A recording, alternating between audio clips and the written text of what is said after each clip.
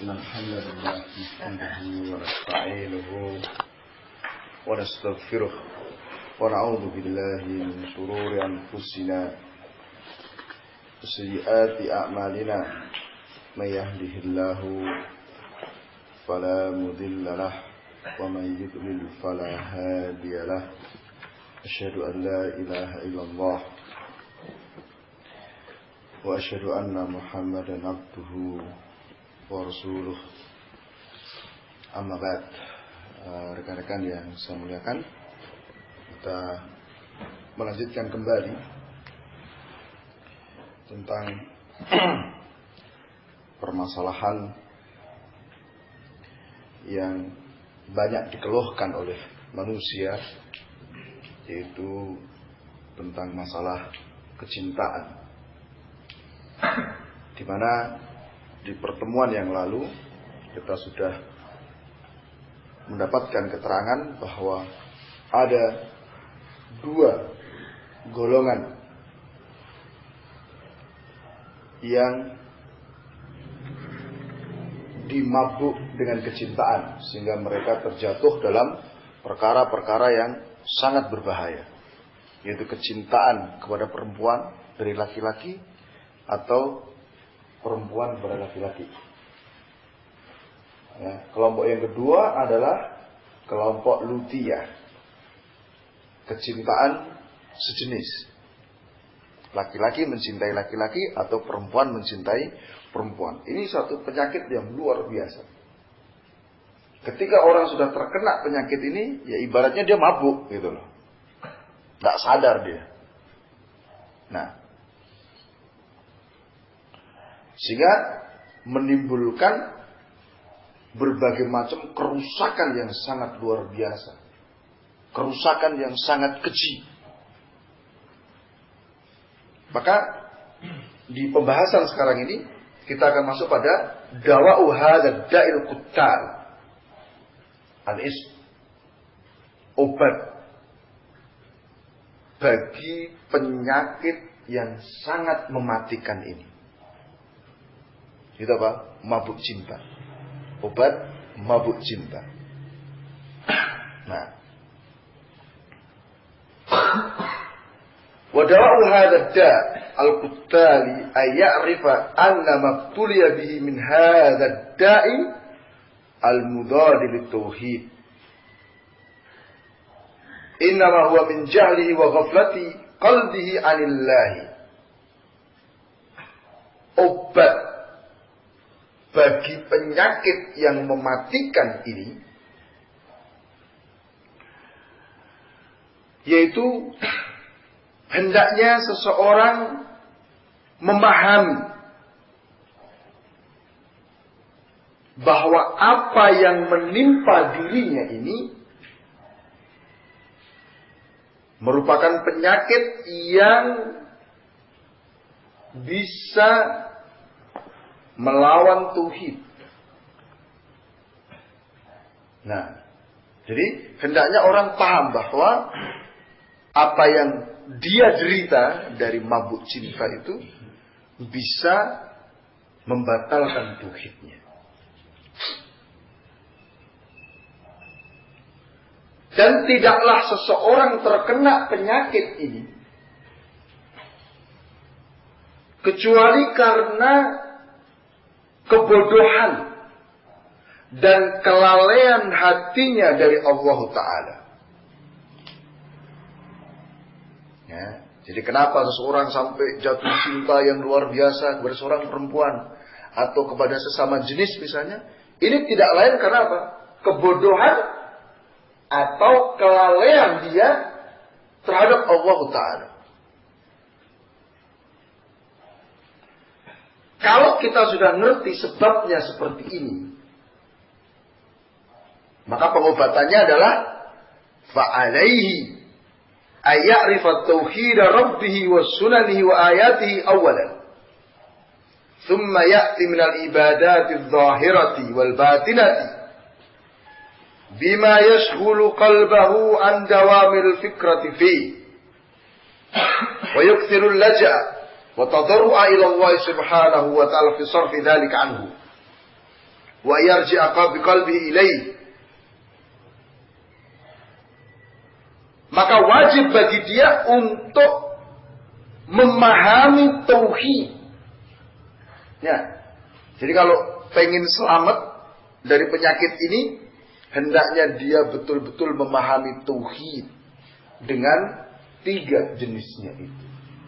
Tauhid rububiyah, tauhidul ibadah, tauhid nama dan sifat Allah Ta'ala. Mengenal ayat-ayat Allah, mengenal sunnah-sunnah Allah. Ini yang pertama. Ya. Ini resep pertama yang harus diambil. Mengenal tauhid, mengenal sunnah-sunnah Allah dan ayat-ayat Allah Ta'ala. Kemudian yang kedua apa?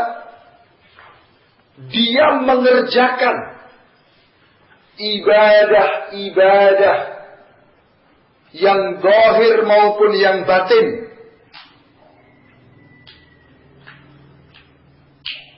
Sehingga ibadah itu bisa memalingkan hatinya dari terus memikirkan kecintaannya itu.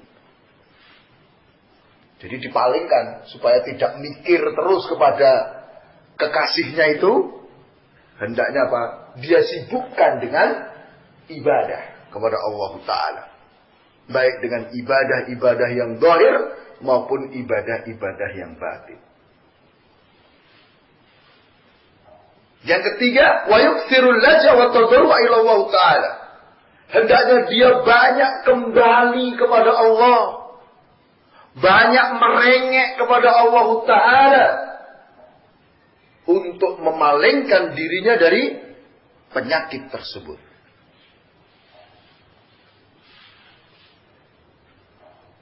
Ya. Dia kembali kepada Allah dengan hatinya.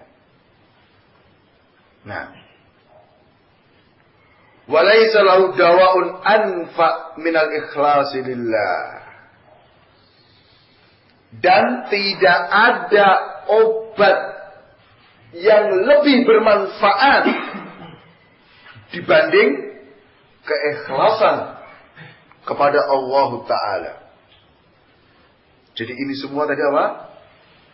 Mengenal tauhid, mengerjakan ibadah, kembali kepada Allah, itu harus didasari dengan keikhlasan. Sebab kalau tanpa ada keikhlasan, ya tidak akan bertahan lama dia. Dia akan kembali lagi kepada penyakitnya itu. Ya. Udah awalnya semangat, saya mau sembuh. Ya, saya mau sembuh. Udah dia kerjakan ibadah. Tapi setelah berapa hari, ya karena tendensinya bukan karena Allah, mungkin hanya karena tidak enak sama temennya. Ya, tidak enak sama orang tuanya. Begitu orang tuanya nggak ada, ya balik lagi kepada penyakitnya. Jadi keikhlasan ini akan memotivasi seseorang untuk sembuh dari penyakitnya. Keikhlasan ini akan menjadikan dia sabar menghadapi pahitnya perpisahan dengan apa yang dia cintai. Berat deh itu. Ya. Mungkin ada di antara kita yang pernah jatuh cinta. Kemudian setelah itu putus dari kekasihnya. Oh, sakit sekali itu ya kan. Waduh, stres kadang-kadang. Ya kan? Bayangkan. Seperti ini. Dan ini bukan hanya berlaku kecintaan kepada sama manusia. Kita misalnya senang pada satu benda. Coba, kita cinta bener kepada sepeda motor kita. Masya Allah. Tiba-tiba hilang motornya. Gimana rasanya? Sakit sekali. Stres mungkin, ya kan? Nah, keikhlasan itu yang akan menjadikan seseorang tahan menghadapi sakitnya perpisahan. Beratnya penderitaan untuk berpaling dari apa yang dia cintai tersebut. Keikhlasan ini yang menjadikan dia istiqamah. Terus mengerjakan pengobatan-pengobatan ini. Nah, wa huwa ad-dawa'u alladhi dzakarahu fi kitabih. Keikhlasan ini merupakan obat yang telah Allah sebutkan dalam Al-Quran. Ya, di surat Yusuf ayat ke-24. Kadzalika linasrifa anhu as-su'a wal fahsya. Innahu min ibadinal mukhlasin. Demikianlah untuk kami palingkan Yusuf dari kejelekan dan kekejian. Sesungguhnya dia termasuk hamba kami yang ikhlas. Ingat kisah kemarin Yusuf dengan istrinya Al-Aziz? Sebetulnya kedua belah pihak sama-sama menginginkan. Bukan hanya perempuan itu yang menginginkan. Yusuf pun juga ingin berhubungan dengan perempuan itu. Allah katakan, ya, bahwasanya apa? Perempuan itu menginginkan Yusuf dan Yusuf pun menginginkan perempuan itu. Ya, walamma hammat bihi wa hamma biha. Ketika perempuan itu menginginkan Yusuf dan Yusuf pun menginginkan perempuan itu. Tetapi Allah tampakkan keterangan-keterangan betapa jeleknya perbuatan itu. Sehingga Yusuf pun tersadar dan berpaling dari perempuan yang sangat-sangat menarik. Ada sekian sisi kan yang sesungguhnya menjadi faktor pendorong untuk terjadinya hubungan antara Yusuf dan perempuan itu. Perempuannya cantik, punya kedudukan, bangsawan, kaya. Dia yang ngajak, ya, sudah di dalam kamar dan ditutup pintu di jendelanya. Yusuf seorang pemuda, bujangan, jauh dari keluarga dan masyarakatnya. Jadi kemungkinan besarnya dia pasti jatuh dalam kekejian itu. Tetapi demikianlah kami palingkan Yusuf dari kejelekan dan kekejian. Mengapa? Karena dia betul-betul termasuk orang yang ikhlas. Jadi keikhlasan kepada Allah dalam semua aktivitas itu yang akan menyelamatkan seseorang dari semua penyakit, termasuk penyakit ini, mabuk cinta ini. Berapa banyak orang ketika sudah mabuk cinta itu kan, pokoknya kalau nggak dengan itu nggak, ya kan? Dihalang-halangi pun juga tetap lari menemui kekasihnya itu. Lebih baik mati daripada nggak dapat, sampai gitu kan? Subhanallah. Ini hanya bisa disembuhkan dengan keikhlasan. Ya, kemudian sibukkan dengan ibadah-ibadah, banyak kembali berdoa kepada Allah untuk diselamatkan. Nah, fa'akhbara subhanahu annahu sarafa anhu as-su'a min al-isqi wal fahsya min al-fi'li bi ikhlasi. Allah kabarkan di ayat tadi surat Yusuf 24 bahwasanya Allah memalingkan, menyelamatkan Yusuf dari kejelekan. Ya, kejelekan apa? Kecintaan dan kekejian dari perbuatan dengan keikhlasannya. Jadi Allah selamatkan Yusuf dari melakukan kejelekan-kejelekan, kekejian-kekejian itu karena apa? Keikhlasan beliau kepada Allah Subhanahu wa ta'ala. Nah.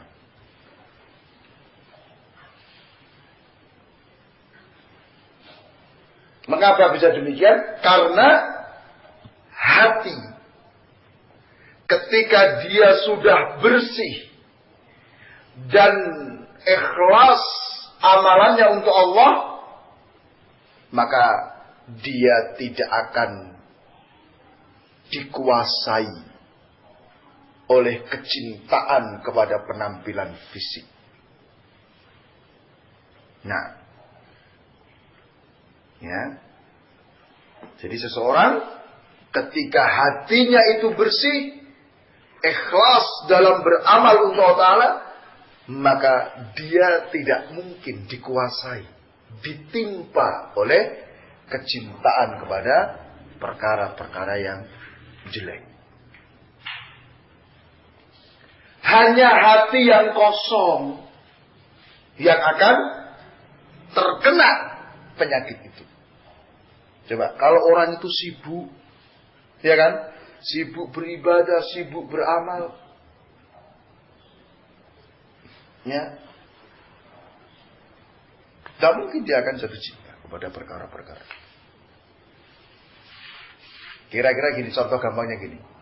Seseorang yang sibuk dengan pekerjaan-pekerjaannya. Ya. Seandainya dia baca koran, itu apakah semua dibaca? Enggak kan? Ya yang penting-penting aja, yang terkait dengan apa? Pekerjaan dia. Ya, mungkin bagi antum semua, koran itu hanya yang penting iklannya aja kan. Berita itu tidak penting, apalagi berita selebritis. Tidak akan dibaca. Ya kan? Kenapa? Hati kita sudah sibuk. Pikiran kita sudah sibuk dengan pekerjaan-pekerjaan kita. Ya. Artinya kita tidak akan sempat baca-baca yang seperti itu. Tapi kalau misalnya kita santai, tidak punya pekerjaan, ya, misalnya lagi nunggu, ya, menunggu, pekerjaan menunggu, maka itu semua akan dibaca, apapun dibaca, bahkan dibaca berulang-ulang kan begitu akhirnya. Waduh, info selebritis, bacalah info selebritis, dan tidak ada manfaatnya. Tapi karena hatinya kosong, ya kan, pikirannya longgar, tidak ada kesibukan, ya kita baca, kemudian kepikiran. Coba. Ya, coba kalau kita misalnya kita sibuk seperti ini, yang kita baca iklan kita aja, dimuat atau tidak kan? Tapi kalau lagi kosong, iklan apapun dibaca. Iklan pijat refleksi, baca. Ya, pijat kebugaran, ya kan? Iklan yang gak beres-beres pun akhirnya kebaca. Nah, karena kebaca longgar akhirnya apa? Timbul pikiran-pikiran kan? Oh, ini kalau kita coba mungkin. Namanya juga mantep-mantep namanya ini. Nama yang cukup menggoda, ada nomor teleponnya. Mungkin bisa jadi SMS. Ya, jadi yang terkena penyakit mabuk ini, mabuk cinta ini, hanya orang-orang yang hatinya apa? Kosong. Tidak ada kesibukan. Nah, ya, maka tadi obatnya adalah didasari dengan keikhlasan, pengenalan tauhid, disibukkan dengan ibadah kepada Allah Ta'ala, kembali kepada Allah dengan banyak berdoa. Nah,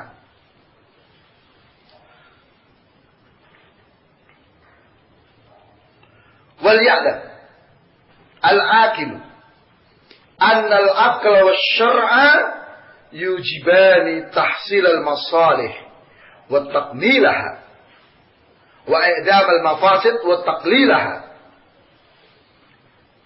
Hendaknya seorang yang berakal memahami bahwa yang namanya akal sehat dan syariat mengharuskan untuk mendapatkan kebaikan-kebaikan dan menyempurnakan kebaikan-kebaikan. Dan menghilangkan kerusakan-kerusakan atau meminimalkan. Ya, jadi akal yang sehat dan syariat yang datang dari Allah, itu tujuannya apa? Agar seseorang mendapatkan kebaikan-kebaikan. Syukur bisa mendapatkan kebaikan yang sempurna. Kalau tidak bisa mendapatkan kebaikan yang sempurna, yang penting dapat kebaikan lah, begitu. Dan apa? Akal dan syariat menuntut kita untuk menghilangkan kerusakan-kerusakan. Kalau tidak bisa menghilangkan secara total, ya kita hendaknya apa? Bisa mengurangi kejelekan-kejelekan, kerusakan-kerusakan tersebut. Nah, ya. Maka faida arada lil aqli amrun yara fihi maslahatan wa mafsadatan wajib alai amran. Amrun ilmiyun wa amrun amaliyun. Apabila dihadapkan kepada seorang yang berakal sehat, satu perkara yang padanya ada kebaikan dan kerusakan. Ya, jadi apabila seseorang yang berakal apa? Dihadapkan pada satu perkara yang terdapat padanya kebaikan dan kerusakan, maka wajib bagi dia dua perkara. Perkara ilmiah dan perkara amaliyah. Ya.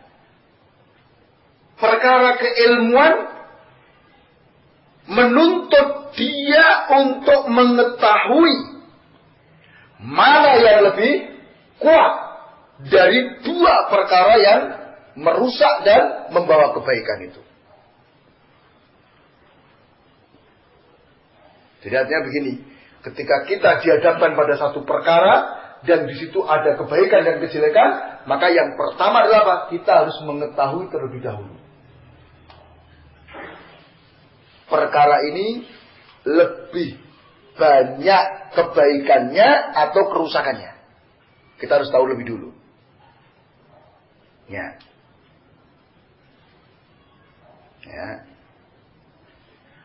Kemudian setelah kita mengetahui dari perkara tersebut mana yang lebih kuat kebaikannya atau kejelekannya, maka hendaknya kita mengutamakan mana yang paling bermanfaat untuk kita. Ya. Kan seperti ini. Ya. Jadi misalnya kita dihadapkan pada permasalahan rokok misalnya. Rokok ada padanya kejelekan.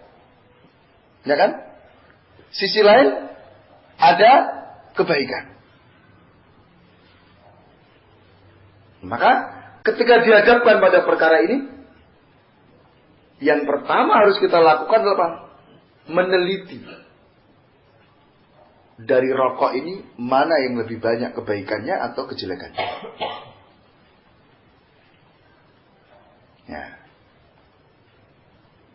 Setelah kita tahu, oh ternyata lebih banyak kejelekannya, ya, lebih banyak kejelekannya, maka hendaknya kita apa? Kemudian memilih mana yang paling bermanfaat untuk kita. Kalau ini lebih banyak kejelekannya, berarti saya harus tinggalkan. Kan begitu? Harus kita tinggalkan. Ini. Ya. Jadi, ini yang paling sulit untuk kita lakukan. Kalau perkaranya jelas baik semua kan gampang kita kerjakan. Kalau perkara jelek semuanya, jelas kita akan tinggalkan. Yang repot adalah ketika ada pada satu perkara ini kebaikan dan kejelekan.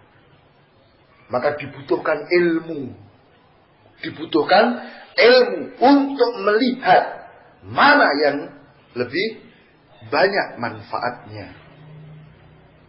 Nah, jadi setelah diteliti, oh ternyata lebih banyak kejelekannya. Berarti saya harus memilih yang paling bermanfaat itu apa? Saya tinggalkan. Wong ini jelek kok. Manfaatnya hanya sedikit. Ya. Kan orang yang sehat akalnya seperti itu kan. Satu perkara kebaikannya 10. kejelekannya 20. Dia kerjakan atau tidak? Kebaikannya 10, kejelekannya 20. Dia kerjakan atau dia tinggalkan? Tinggalkan. Demikian pula misalnya didapatkan pada satu perkara, kejelekannya adalah 5, kebaikannya 10. Dia harus kerjakan itu. Dia harus pilih itu. Nah. Atau mungkin misalnya kita dihadapkan pada 2 perkara. Ya. Satu ini kebaikan, satunya ada kejelekan. Maka diadu saja. Nah, maka sekali lagi, tidaklah kita ini dihadapkan pada satu perkara yang terdapat padanya kebaikan dan kejelekan, kecuali wajib bagi kita untuk mengambil 2 sikap. Pertama adalah meneliti, melihat mana yang lebih kuat kebaikan atau kejelekannya. Sikap yang kedua adalah apa? Setelah itu memilih mana yang paling bermanfaat untuk kita.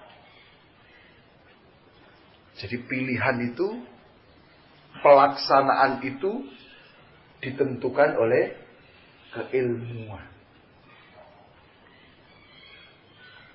Nah, keilmuan kita ini supaya murni dibangun di atas keikhlasan. Sebab ketika seseorang sudah tidak ikhlas, maka yang ada pada dirinya adalah hawa nafsu. Maka kalau penilaian itu, penilaian terhadap satu perkara itu didasari hawa nafsu, wah ini sudah nggak objektif, betul-betul nggak objektif. Sehingga akhirnya apa? Amalannya pun keliru yang dia pilih. Ya, coba, pernah saya dengar ya dari orang-orang itu, ketika kita terangkan masalah rokok itu, kalau saya enggak Ustaz, saya tetap akan merokok. Kenapa? Itu baik. Saya dengan membeli rokok itu memberi nafkah kepada sekian banyak orang. Nanti kalau saya enggak merokok, warung sebelah itu yang beliin siapa? Padahal dia jualannya itu. Nah, dari situ dia dapat makan. Nanti kalau pabrik rokok tutup, buruh-buruh itu yang siapa? Mau kerja sama apa? Nah, ini kan penilaian berdasarkan apa? Hawa nafsu kan? Dia tidak ikhlas. Coba. Dia tidak ikhlas. Ya. Juga orang yang berzina juga demikian nanti akhirnya. Oh loh, kalau saya nggak jajan di itu, kasihan dia nanti kan? Dia punya anak, ya kan? Dia punya anak, dia harus menafkahi anaknya. Kalau saya nggak ke situ, dia nggak dapat duit. Ya kan? Coba. Ini penilaian berdasarkan apa? Hawa nafsu, bukan dibangun di atas keikhlasan. Jika pilihannya pun juga salah, gitu loh. Nah, ya. Maka tadi dikatakan apa? Tidak ada obat yang paling mujarab dibanding keikhlasan. Ya. Maka penilaian itu monggo didasari dengan keikhlasan kita. Sebab maaf ya, sering kali kita dihadapkan pada satu masalah, tetapi kemudian kita menilai masalah itu berdasarkan apa? Hawa nafsu kita, kepentingan kita.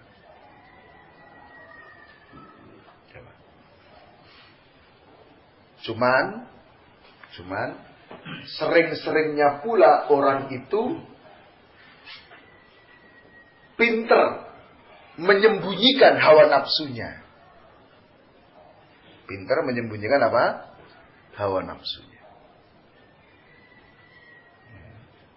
Nah, maka kita harus hati-hati. Ya. Wa minal ma'lumi, dan termasuk perkara yang sudah diketahui, annahu laisa fi iskis suwari maslahatun diniyatun wala dunyawiyatun, bal mafsadatuhu ad-diniyatu wad dunyawiyatu at'af ma yuqaddaru fi minal maslahati. Bahwasanya tidak ada dalam kecintaan kepada perkara-perkara fisik. Ya, tadi apa? Tidak ada dalam istilah kita mabuk cinta itu adanya kebaikan. Baik secara agama ataupun secara duniawi. Bahkan kerusakan yang ditimbulkan jauh lebih banyak daripada masalah, seandainya ada masalah itu. Coba sekarang contoh. Ketika seorang laki-laki mabuk cinta terhadap seorang perempuan, apa manfaatnya? Apa kebaikan yang dia dapatkan? Nah, ada kan? Secara duniawi apa? Secara duniawi ada nggak? Secara keduniaan, adakah manfaat yang dia dapatkan ketika dia mabuk cinta pada seorang perempuan? Nggak ada, kerugian. Duitnya entek. Ya, waktunya habis. Saya lagi jatuh cinta sama fulana. Dia kerja di mana sih? Wah, sepeda motornya dipacu. Nongkrong di depan kantornya fulana ini. Nunggu. Habis waktu kan? Habis waktu nunggu. Ternyata yang ditunggu absen, nggak masuk kerja. Ya. Belum lagi dari sisi duit tadi. Habis dia. Nah. Ya kalau si perempuannya itu tidak bertepuk sebelah tangan.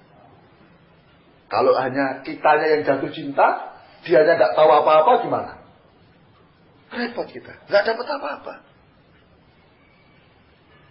Ya. Sebentar ya. Assalamualaikum. Halo. Iya.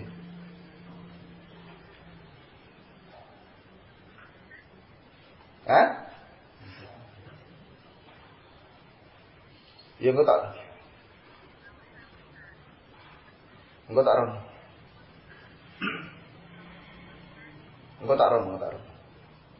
Jam-jam sama. Ya.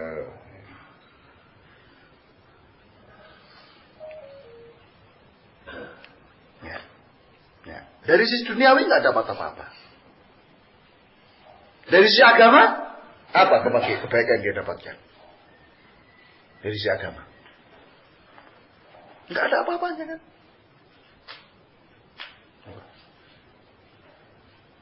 Ini ketika orang mabuk cinta. Bahkan tadi apa? Kerusakannya berlimpah. Kerusakan dari sisi agama, kerusakan dari sisi duniawinya. Nah, ini bisa kita lihat dari beberapa sisi. Nah, lihat dari beberapa sisi kerusakan. Yang pertama, sikap mabuk cinta itu tadi menyibukkan pelakunya dengan kecintaan kepada makhluk. Ya, menyibukkan pelakunya dengan kecintaan kepada makhluk dan mengingat-ingat makhluk itu. Sehingga melalaikan dari Allah Ta'ala, dari kecintaan kepada Allah. Dan mengingat Allah Ta'ala. Coba, orang kalau lagi jatuh cinta, itu yang dia mesti akan sibuk dengan kecintaan dan mengingat-ingat orang yang dia cintai. Bahkan sering dia sebut-sebut, huh? Sering dia sebut-sebut. Sehingga hal ini apa? Melalaikan dia dari kecintaan dan mengingat Allah Ta'ala. Nah, dan tidak mungkin terkumpul pada hati seorang hamba dua kecintaan ini tadi. Tidak ada. Ya. Ini akan saling mengalahkan. Akan saling mengalahkan. Maka siapa yang menang, maka dia yang berkuasa atas hati seorang hamba itu. Nah.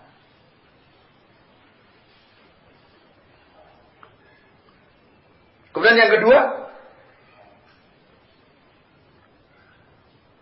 ada qalbihi bimaksukihi. Hatinya itu tersiksa dengan yang dirindukannya. Ya, orang kalau jatuh cinta ada kerinduan nggak? Apalagi sampai mabuk cinta.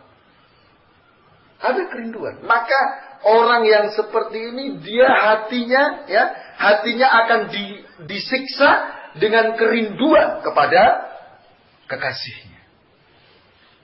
Nah,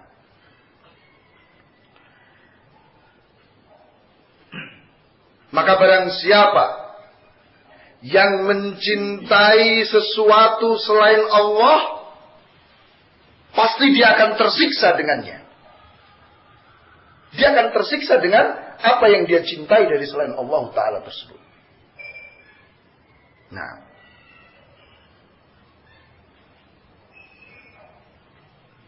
Ya.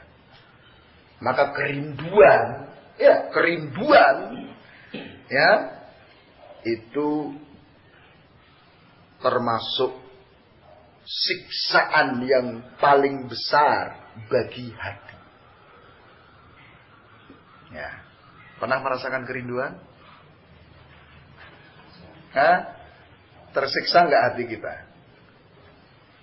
Ya kalau nggak percaya besok dikasih tugas, Mas. Yang sudah punya keluarga, kasih tugas ke Papua sana 1 bulan gitu. Kira-kira bagaimana?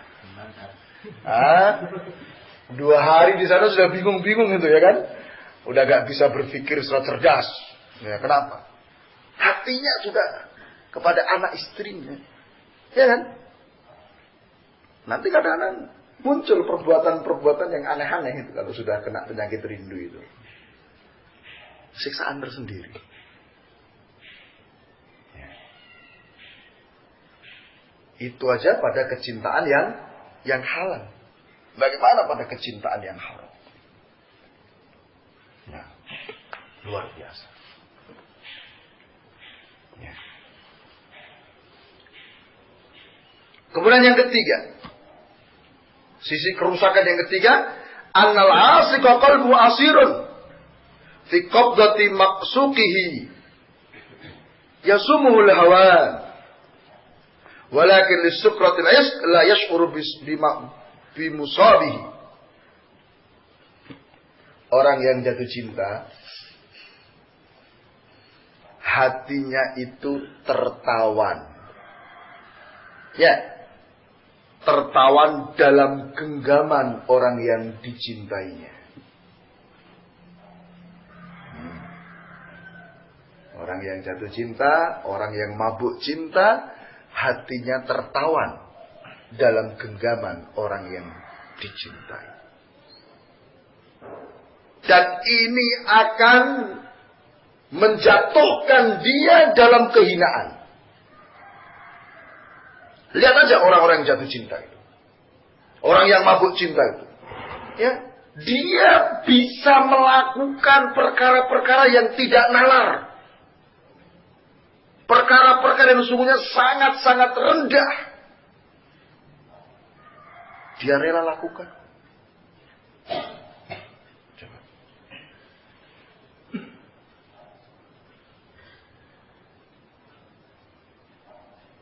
Akan tetapi karena mabuk kerinduan,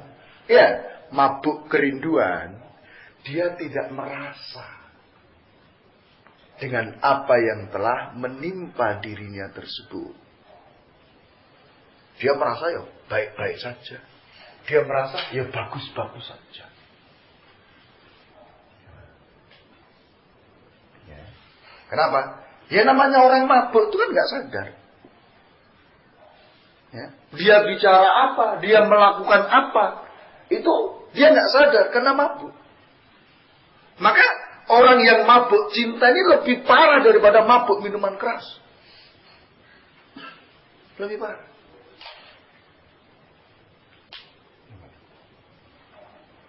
Berapa banyak orang ketika mabuk cinta, dia rela cerai istrinya, bahkan dia rela bunuh kekasihnya untuk mendapatkan orang yang dia rindukan.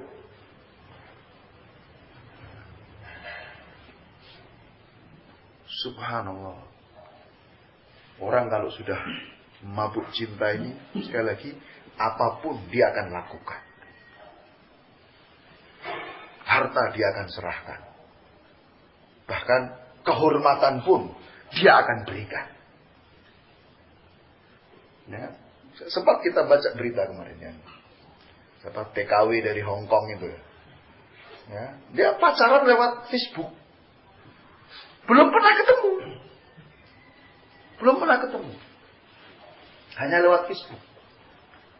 Ya karena sudah jatuh cinta, mabuk cinta, kekasihnya di Indonesia itu minta uang untuk pengobatan, kasih sekian juta. Kasihkan. Dia nggak peduli, dia nggak mikir betapa dia berjuang ke Hong Kong itu untuk cari duit. Nah kok ini diminta sama orang yang baru aja dikenal, dikasihkan. Minta lagi, kirim lagi. Bahkan ketika pulang sampai di bandara, tahu apa? Ketemu sama kekasihnya ini, kekasih Facebooknya ini. Nah, setelah itu, ya karena ketemu kan sama yang dirindukan, mabuklah dari situ, diajak ke hotel, tidurlah di hotel itu, diserahkan kehormatannya. Setelah itu kekasihnya minggat dengan membawa uang yang dia bawa, sekian puluh juta. Habislah dia, harta nggak dapat, kehormatannya hilang. Dan ketika ditanya siapa yang nggak tahu orang kenalnya di dunia maya, kenalnya di internet. Ya Pak, ini contoh aja. Ya, perbuatan yang tidak nalar ketika orang sudah jatuh cinta.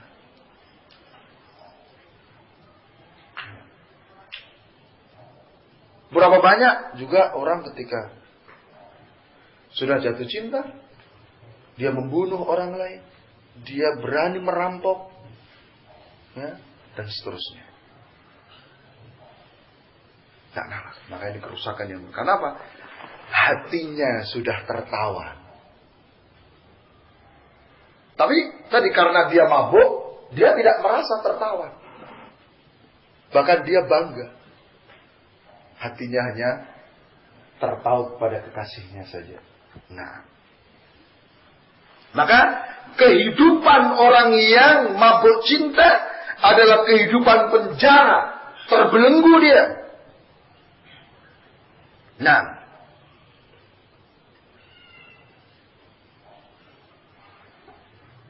ya, jadi kehidupan orang yang mabuk cinta itulah kehidupan orang yang terpenjara, terbelenggu. Lihat aja. Dia merasa terbatas. Hanya itu aja dia ini. Beda dengan orang yang bebas. Nah.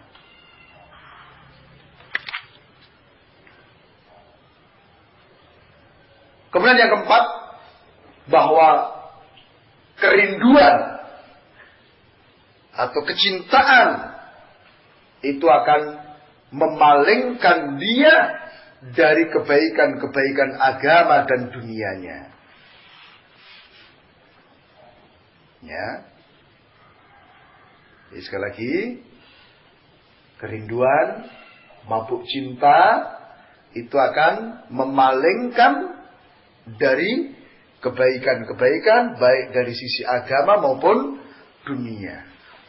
Jadi tidak ada sesuatu yang lebih merusak terhadap kebaikan agama dan dunia dibandingkan kecintaan kepada penampilan fisik ini. Nah, ya, mengapa demikian?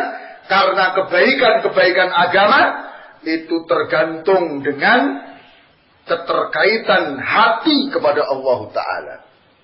Menghadapnya hati kepada Allah Ta'ala. Sedangkan orang yang mabuk cinta, hatinya terhalangi dari Allah Ta'ala.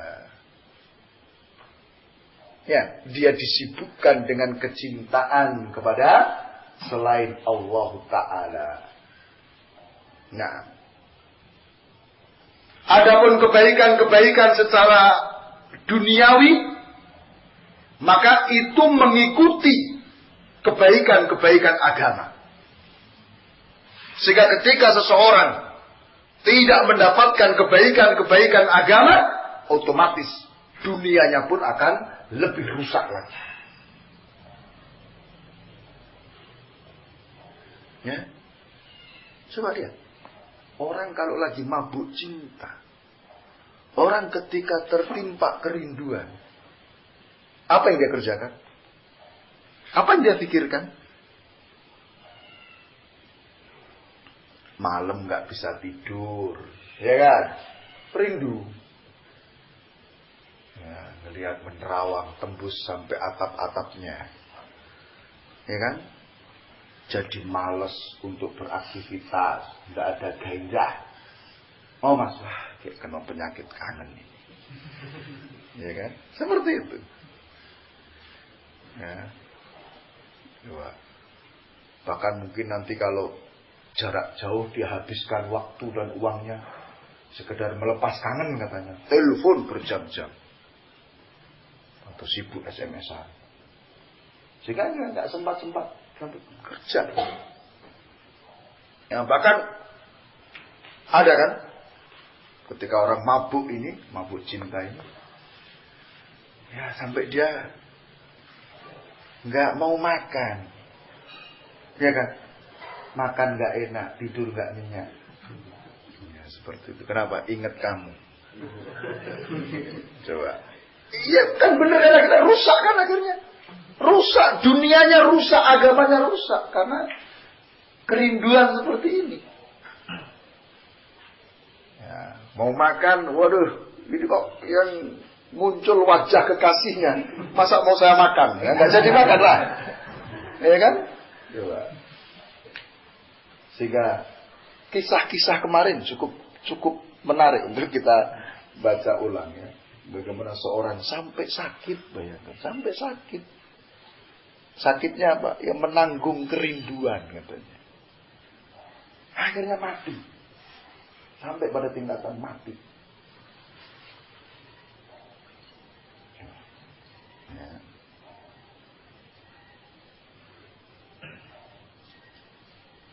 Ya. Kemudian yang kelima, bahwa kerusakan dunia dan akhirat itu lebih cepat menimpa kepada orang-orang yang jatuh cinta ini dibandingkan kerusakan api, kerusakan yang ditimbulkan oleh api terhadap kayu yang kering. Gimana kira-kira? Ya, kayu yang kering dibakar dengan api, cepat habis kan? Ternyata kerusakan, kejelekan yang menimpa kepada orang yang mabuk cinta ini, baik di dunia dan akhirat, lebih cepat dibanding itu.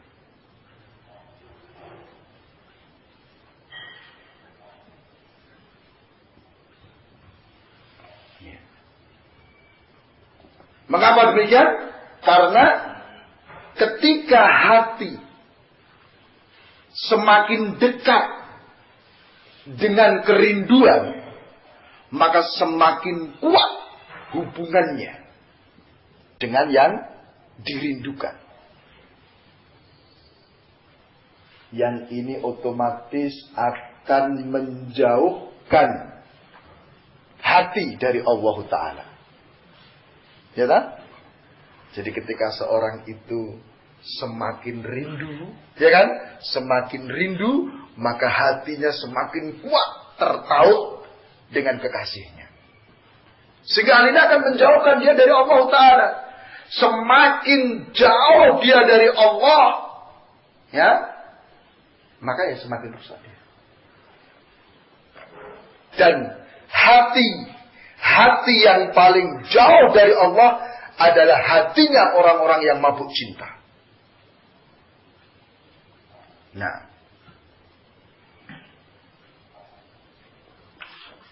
dan ketika hati sudah jauh dari Allah, maka akan datang kepadanya kerusakan-kerusakan. Akan dikuasai oleh syaitan dari segala penjuru. Maka ketika seseorang sudah dikuasai oleh musuhnya,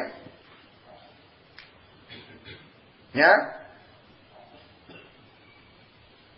maka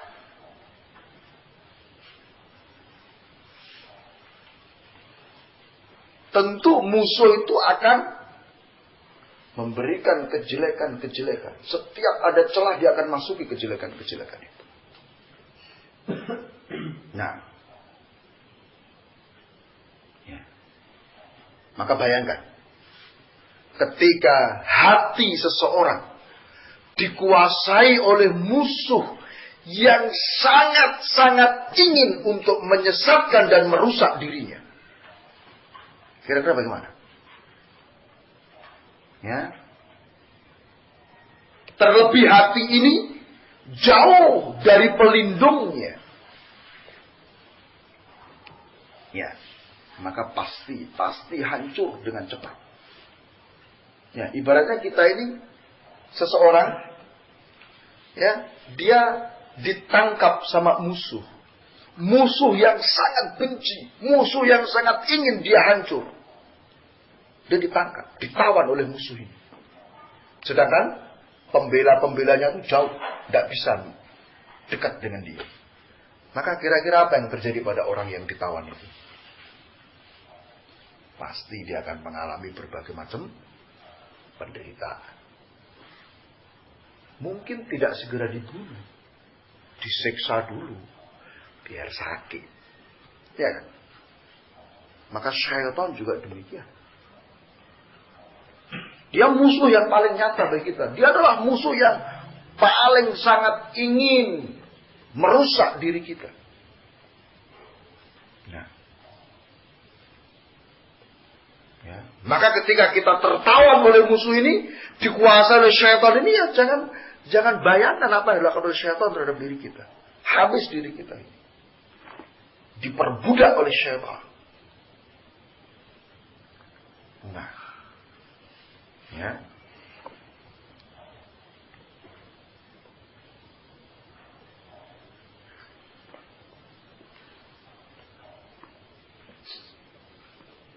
Demikian pula sisi yang keenam,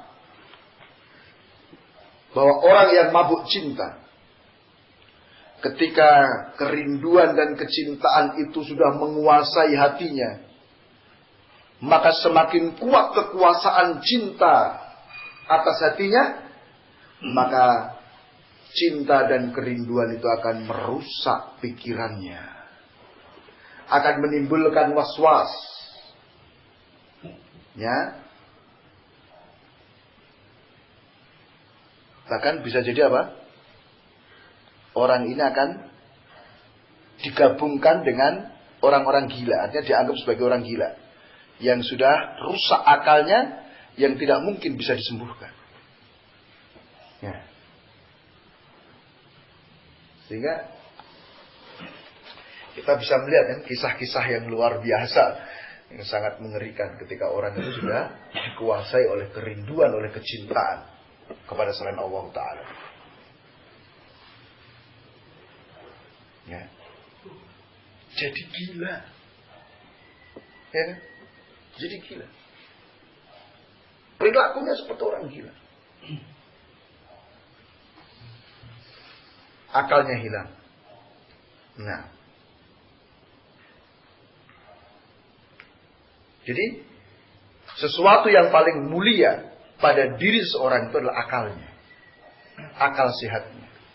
Maka ketika akal sehatnya sudah dikuasai oleh cinta, hilang sudah itu, ya jadi gila dia.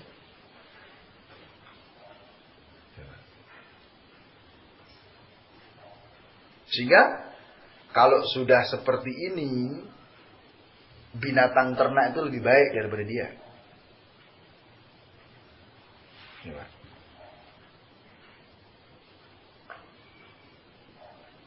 Jadi orang yang mabuk cinta, ya, bisa dikatakan majnun dia gila dia. Nah, ya.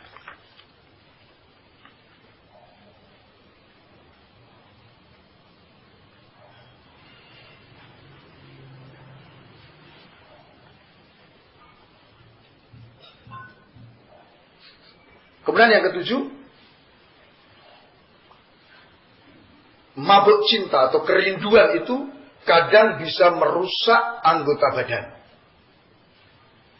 Bisa merusak anggota badan. Baik secara fisik atau secara maknawi. Berapa banyak kan orang karena jatuh cinta sakit. Sakit kan? Tergeletak harus dirawat di rumah sakit. Karena tadi, ya makan gak enak, tidur gak nyenyak tadi, ya kan? Bisa seperti itu. Atau menimbulkan kerusakan secara maknawi. Ya. Karena hatinya rusak. Nah.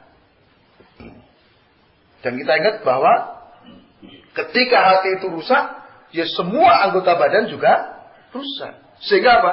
Dia melihat perkara jelek itu jadi baik. Perkara baik jadi jelek. Ya kan? Coba. Ya, orang kalau sudah jatuh cinta seperti itu.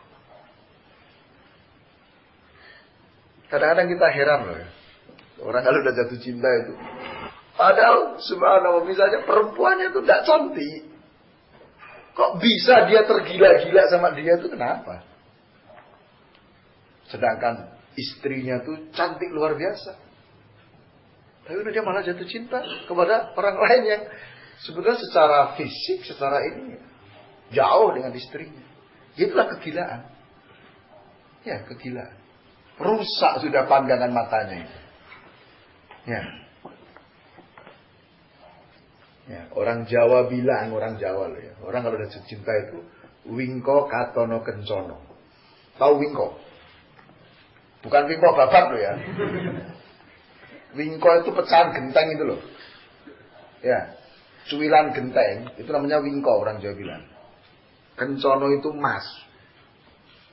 Jadi orang kalau jatuh cinta, melihat itu jadi emas. Coba, bayangkan, subhanallah.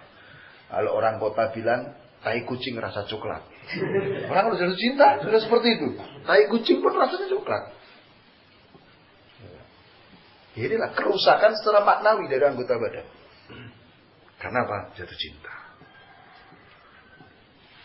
Ya.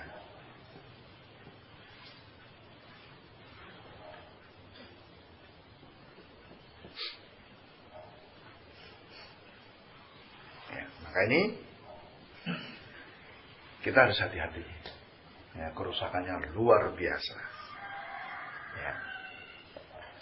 Kemudian yang kedelapan terakhir, bahwa orang yang jatuh cinta atau yang mabuk cinta itu pada hakikatnya dia telah melampaui batas dalam kecintaan. Ya, dia berlebihan dalam mencintai selain Allah Ta'ala. Ya. Sehingga kita lihat orang yang apa?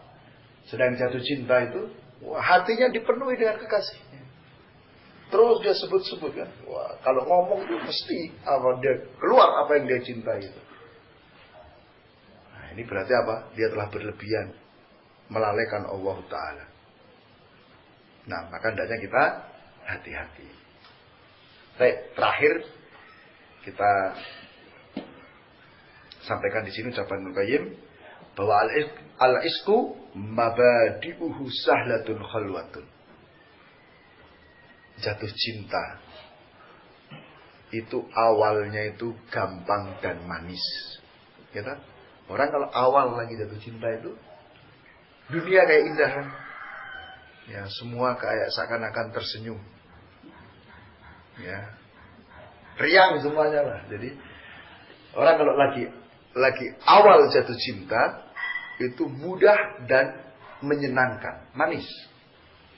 Wa ausatu hammun wa sughlu qalbin wa saqamun. Pertengahannya itu adalah kesedihan dan tersibukkannya hati serta kesakitan. Ya, siksaan pertengahannya. Awalnya menyenangkan, setelah itu masuk pertengahannya apa? Menyedihkan, menyiksa. Ya kan? Menyibukkan hati. Akhirnya adalah apa? Aqabun wa qatlun. Membunuh. Mematikan. Ya. Ini kalau dia tidak mendapatkan perhatian dari Allah Subhanahu wa ta'ala. Nah, maka ini satu bentuk kejahatan terhadap diri sendiri. Ya, jadi ketika kita tidak bisa mengatur ya perasaan cinta ini sangat membahayakan diri kita. Nah, maka orang-orang yang tadi apa? Melakukan homoseks itu ya karena dia tidak melihat adanya kerusakan-kerusakan. Dia memperturutkan kecintaannya. Padahal kecintaan itu apa? Tidak ada manfaatnya, bahkan merugikan. Maka kalau orang memahami seperti ini, pasti dia punya semangat, punya kemauan yang kuat, kesungguhan untuk meninggalkannya. Ya. Nah, akan tetapi ya tadi, karena orang yang mabuk cinta itu akalnya hilang, akalnya dikuasai, maka dia tidak menyadari betapa besar dan dahsyatnya kejelekan yang menimpa kepada dirinya. Nah, baik, nanti kita akan masuk di pertemuan akan datang tentang tingkatan-tingkatan cinta dan kerinduan. Ya, subhanallah hamdik, asyhadu an la ilaha illa anta astaghfiruka wa atubu ilaik. Assalamualaikum warahmatullahi wabarakatuh.